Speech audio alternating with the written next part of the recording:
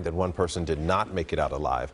And over the weekend, that fire straddling Santa Cruz and San Mateo counties continued to grow. And behind the fire lines, looting arrests and rescues. NBC Bay Area's Kris Sanchez, she's live for us from Scotts Valley, where law enforcement out there pulling out all the force right there to help out. Kris. Well, hi there, Marcus. First, I want to tell you we learned a little bit more about that one fire victim. He was found near his car. CAL FIRE believes that he was trying to leave the area. And we also know that 6 people had to be rescued because they were so desperate to know whether their homes were still standing that they breached the perimeter. They went into that burn zone, and then the fires and the flames overtook them. They had to be taken out. In the Boulder Creek evacuation zone, we found a homeowner who remained behind in the burn zone, digging fire breaks around his 2 homes and those of his neighbors. He didn't want to stop to talk, but he says he had to do something.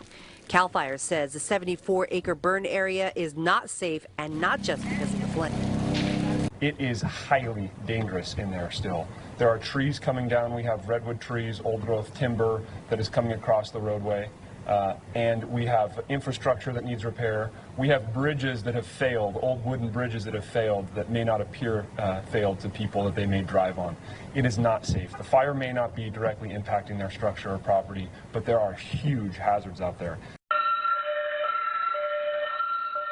That's what the call for evacuation sounded like in Ben Lomond. Among the evacuees, a member of the NBC Bay Area family. Our editor and friend Shayna John's family packed up the pets, photo albums, and her mom's ashes and headed to Santa Cruz to stay with friends. We've lived in that house since I was 5. 40 years. It's my mom's house. My mom isn't with us anymore.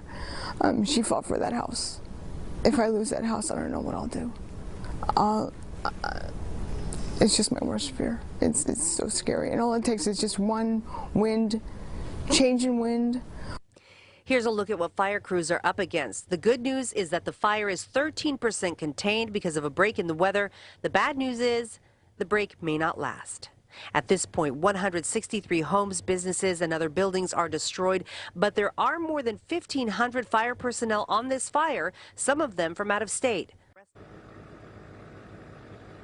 You heard Bob Riddell talking about some of those resources coming from other areas. We've certainly seen that here. We've seen a lot of Bay Area law enforcement here also. And at several points as we were driving around the evacuation area, we got stopped and we got asked for credentials, and we're in a big live truck. So if you don't belong here, law enforcement is going to make contact with you. If you are doing something you're not supposed to be doing, you're probably going to be taken in. If you're just trying to check on your house, they're asking that you please be patient so that you don't risk your life in the effort to get some information about your property.